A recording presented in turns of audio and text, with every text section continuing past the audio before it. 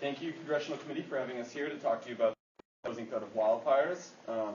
I am Mr. Beatty, this is Ms. Olson and Ms. Rathbun, and we are with SLAPM with the Facts Incorporated. So wildfires. Wildfires are unplanned, devastating fires that burn rapidly through acres of our land. As I'm sure all of you will agree with me, they're also very unwanted.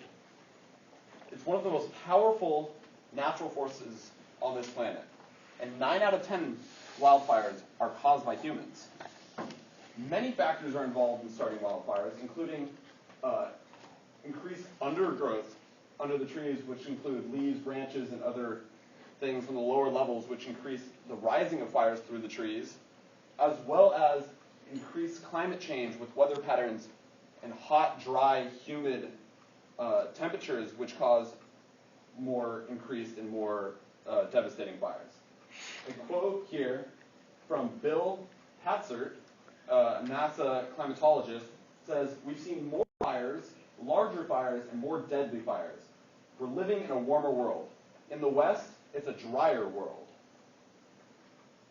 So as you can see here on the map, climate change is causing an increased temperature through all of the 50 states, as well as other factors like increased CO2 levels, rising sea levels due to melting glaciers, increased fires and droughts, and other extreme weather events.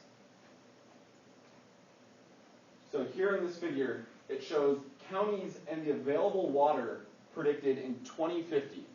And it shows that half of the counties in the United States are going to have barely enough water to sustain current levels of use, much less fight any fires that would spring up in the area. So this is going to make the wildfires increase in magnitude and the level of destruction. Dry forests are more susceptible to wildfires, and with lower rivers and lakes, today they're used as natural barriers. They won't be able to be used as natural barriers in the future. So high temperatures spark these wildfires, but the winds are the real problem, and they're the unpredictable factor in spreading of wildfires. As climate change happens, it causes more unpredictable winds, and it amplifies these winds. So winds will feed the fire with more oxygen. It'll also make it spread faster, as it will get more fuel from being blown into other ignitable fuels. So here to tell you about past wildfires is our historian, Ms. Olson. Thank you, Mr. Beatty. This is the northern shore of Lake Okeechobee, and that is a fishing pier, or it is usually a fishing pier, and this is usually the northern shore, but the waters here have receded. At its peak, this lake is 18 feet deep. Today, less than 9 feet deep, shattering an old National Weather Service. There have been drought conditions across southeast Georgia for a while now, and these really dry conditions have dried out fuels. So when you get really strong winds like we've had recently and really low relative humidities, weather is a real concern for fires. By May 8th, the Bugaboo Scrub Fire had swept over 50,000 acres and was barreling toward Florida. Sleep-deprived response teams, already nearing exhaustion, once again sprang into action. The fire's staffed 24 hours a day, so little sleep. You work all day, get in, get 7-8 hours sleep, and you're back at it, and just pick up where you left off the previous day. Ultimately, the Sweat Farm Road, Big Turnaround, and Bugaboo Scrub fires would form a combined blaze that would consume more than 560,000 acres, more than 3 times the area inside the perimeter of Atlanta. More than $44 million would be expended in fire suppression efforts. More than $60 million worth of timber would be lost. And more than 3,300 personnel from across the country would answer the call. But it didn't have to be this devastating. In the aftermath of this historical fire, timber rangers and biologists show us proof that prescribed burning could have prevented much of the timber losses. There are lots of biologists who drive down the road and you can see the pine plantations. They burned, they didn't, they burned, they didn't.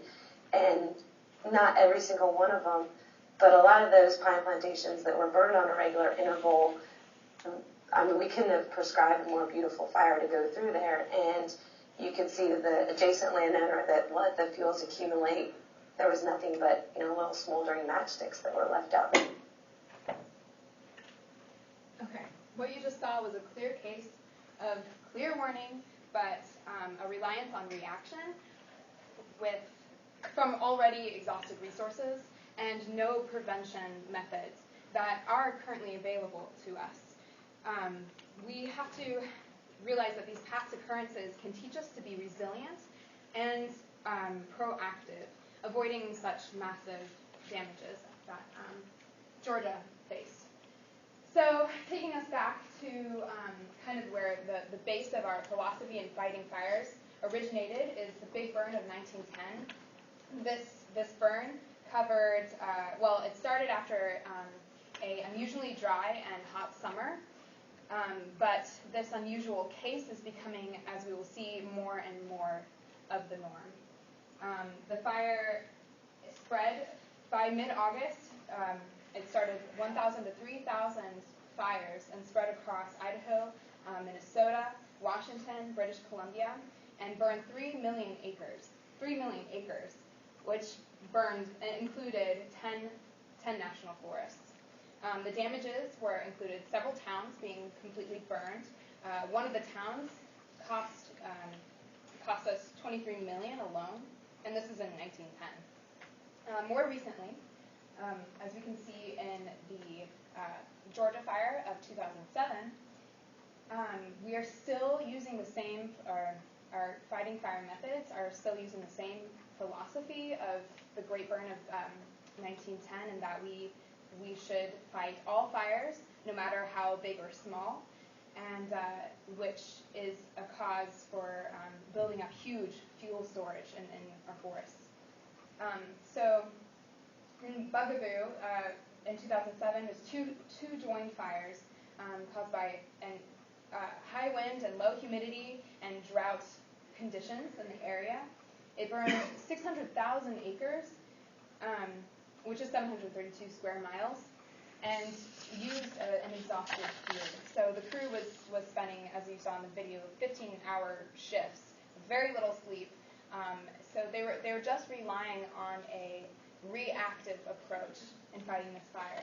And California, just a year later, 2008, faced a huge fire as well, threatening Santa Barbara.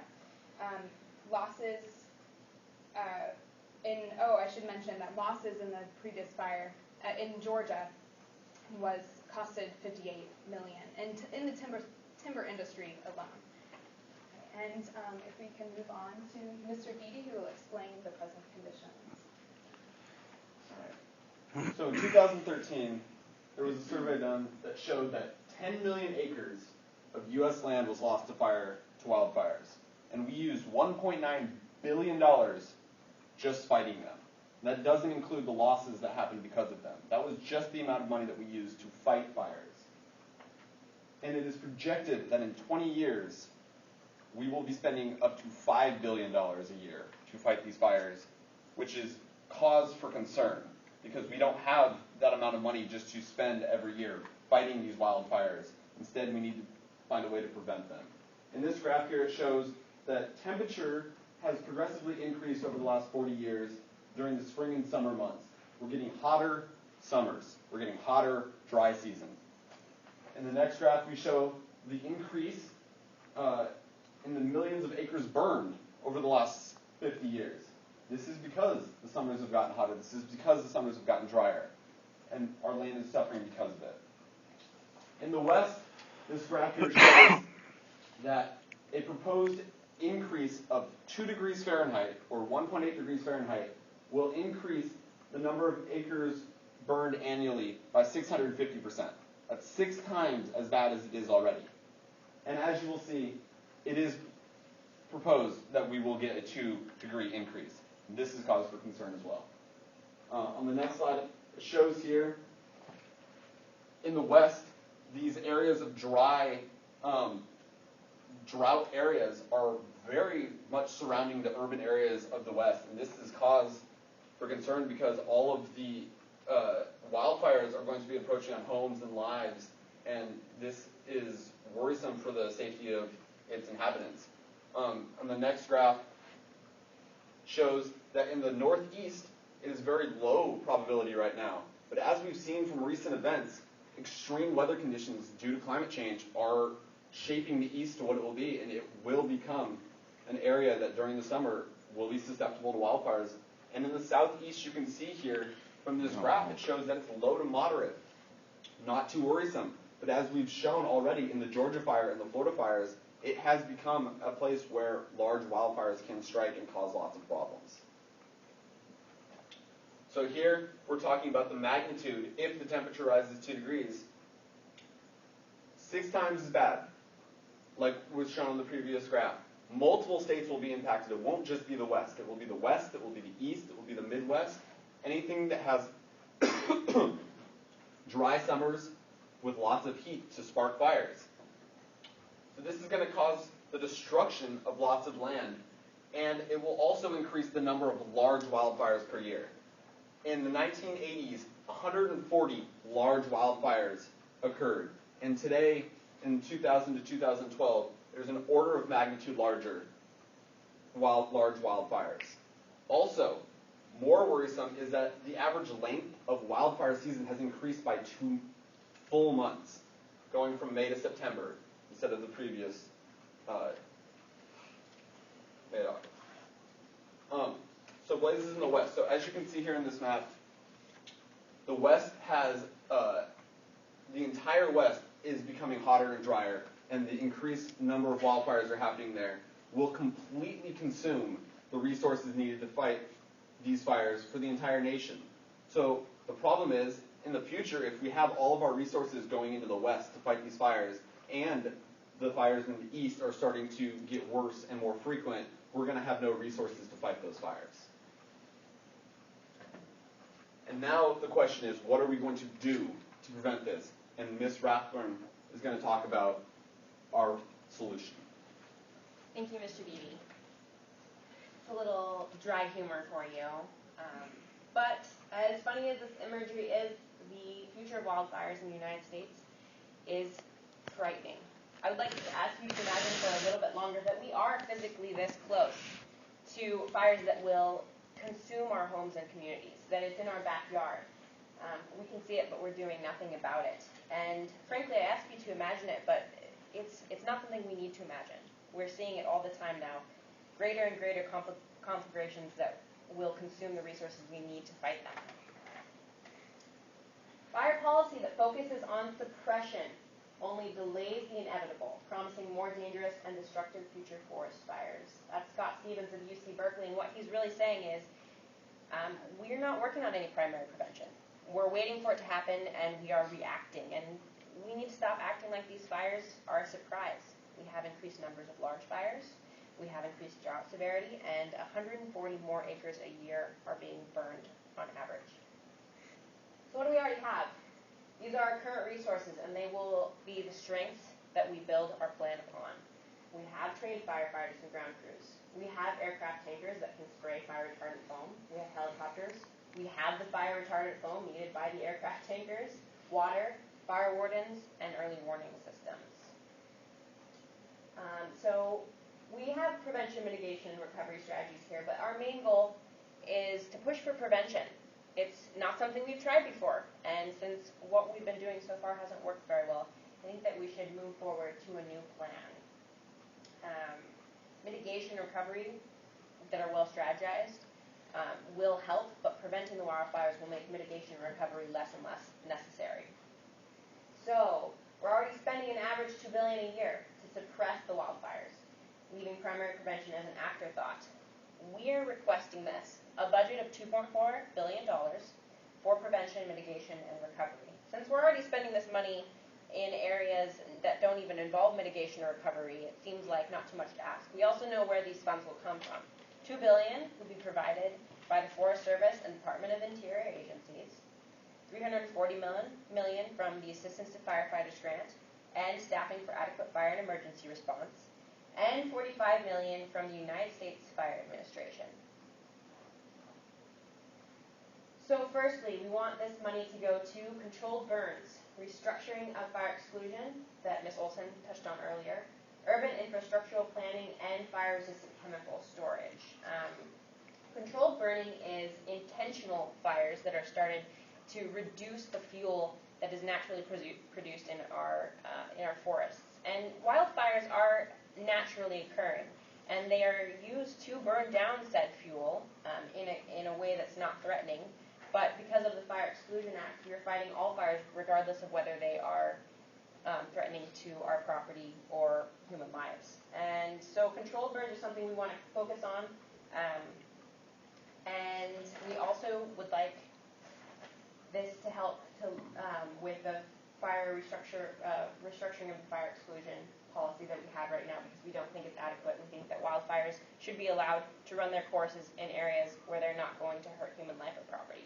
And we also want to mention that something we ignore a lot, that we're just going to state frankly, is that our community members, as well-meaning as they are, do not always respond appropriately to evacuation and warning broadcasts. We want to put some of our money into funding our firefighters and our safety workers to train and strategize for their evacuation plans so that they can be a strong resource for the community in the case of a crisis, when community members will ignore said warnings or will panic and lead to more damage. And finally, regulation of fire-resistant storage of chemicals so that none of that is released or exacerbated, but also for food and water surpluses in the case of an emergency. Secondarily, we believe that mitigation should be something that we focus on as far as funding of firefighting supplies, firefighters on reserve, flame retardant foam, planes and tankers, and a resource stockpile. We need to stress diversity in our ability to fight fires. We never want to reach the point where we have run out of options of ways to fight them. And finally, recovery. We're going to put a small but substantial amount of money into this as far as replanting and erosion control, debris removal, and removal of any hazardous waste that is produced. But this, hopefully, will be the least of our worries, because we will have worked so hard on the prevention that recovery and mitigation will not be as big of issues. So, if this trend continues and we fail to prepare, we stand to lose billions and we sacrifice lives. Clearly, this is a complex problem. However, we believe that a few small steps in the right direction will set us on a path for saving lives, livelihoods, and increasing the trust that our fellow Americans put in us to protect them from natural disasters. Thank you very much.